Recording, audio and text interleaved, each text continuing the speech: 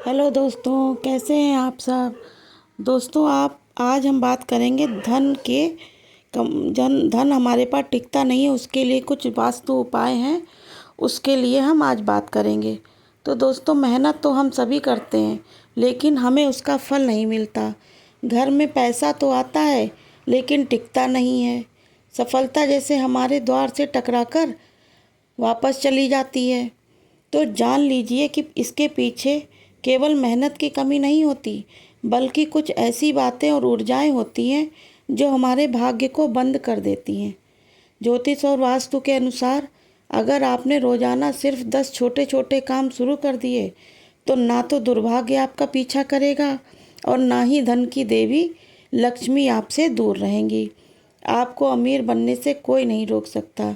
बस रोज की कुछ गलतियां छोड़नी होंगी और कुछ शुभ कर्मों को अपने जीवन में अपनाना होगा। दोस्तों, आज मैं वही आपको बताने जा रही हूँ कि वह 10 ऐसे चमत्कारी वास्तु टिप्स जो रोज काम करने से आपके घर में लक्ष्मी का वास होगा और जीवन में बरकत, सुख, शांति और समृद्धि बनी रहेगी।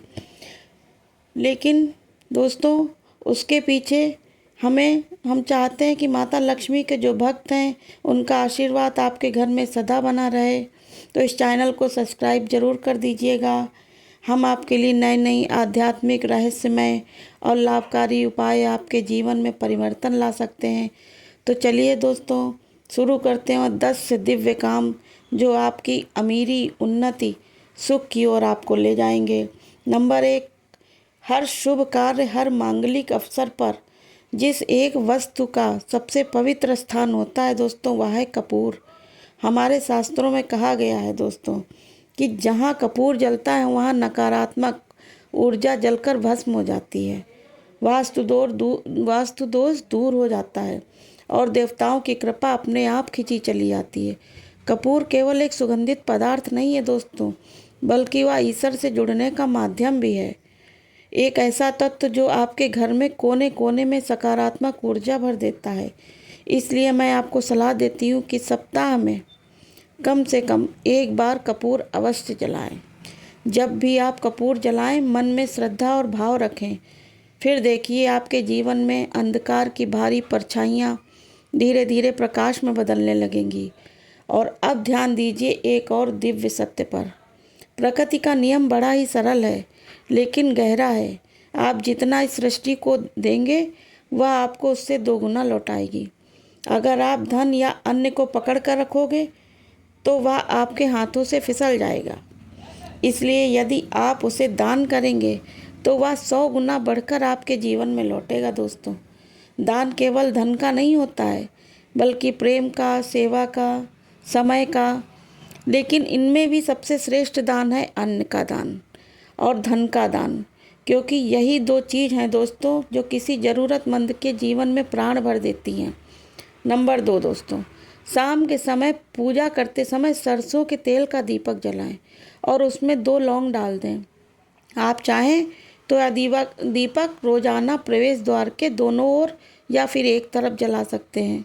ऐसा करने से देवी देवताओं के साथ पितरों का भी आशीर्वाद प्राप्त होता है, जिससे घर में बरकत आती है।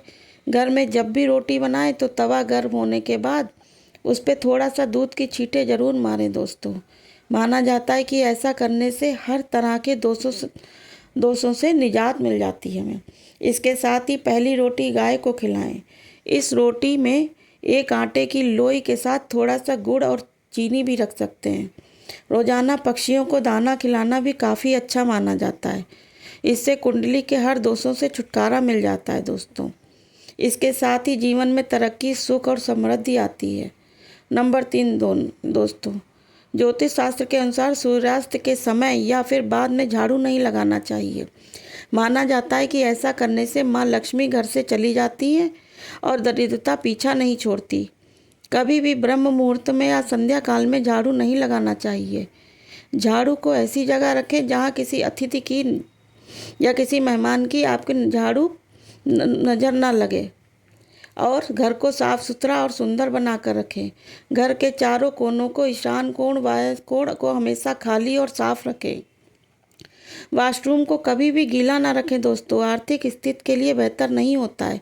नंबर 4, भोजन की थाली को हमेशा चटाई, चौकी या टेबल पर ही सम्मान के साथ रखें। खाने की थाली को कभी भी एक हाथ से ना पकड़ें दोस्तों, ऐसा करने से खाना प्रेत योनि में चला जाता है। भोजन करने के बाद थाली में हाथ ना धोएं, थाली में कभी झूठा ना छोड़ें। भोजन करने किचन स्टैंड पर, पलंग या टेबल के नीचे ना रखें। भोजन करने से देवताओं का आवाहन जरूर करें। भोजन करते वक्त वार्तालाप या क्रोध ना करें। सदैव भोजन पूर्व या उत्तर दिशा की ओर मुख करके करना चाहिए।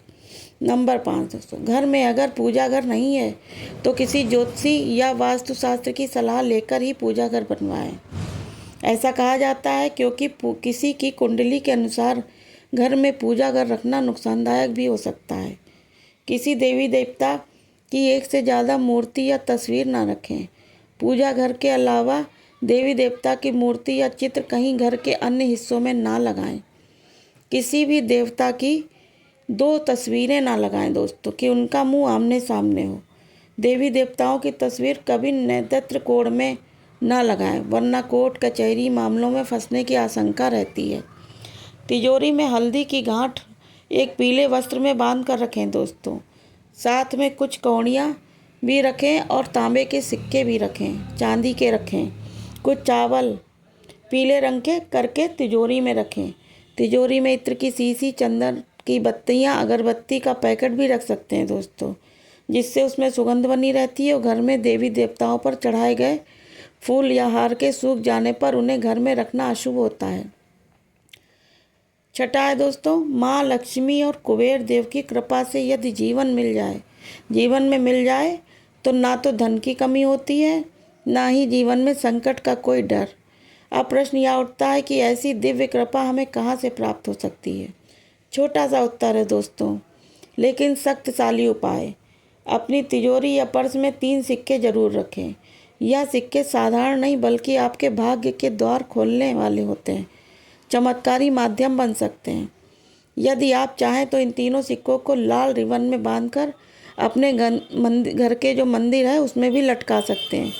जैसे ही यह सिक्के वहाँ स्थापित होंगे, वैसे ही आपके जीवन से दरिद्रता, बाधाएं और आर्थिक संकट दूर होने लगेंगे।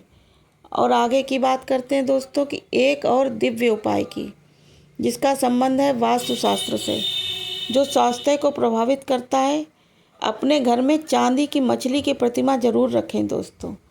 चांदी की मछली शुभता, समृद्धि और सकारात्मक ऊर्जा का प्रतीक मानी जाती है। वास्तु के अनुसार जहाँ चांदी की मछली होती है दोस्तों, वहाँ शांति का वास होता है और घर में कलेश या बीमारी की कोई जगह नहीं रह जाती। चमत्कारी उपाय से धन, स्वास्थ्य और पारिवारिक सुख तीनों में अद्भुत वृद्धि होती है। जब यह तीनों बातें जीवन में संतुलित होती हैं दोस्तों, तो ईश्वर स्वयं आपके घर द्वार पे दस्तक देते हैं। तब आगे की बस दोस्तों वीडियो यहीं पे समाप्त करते हैं। चैनल को सब्सक्राइब कर दीजिएगा। अगले वीडियो में फिर मिलेंगे। Okay, bye bye.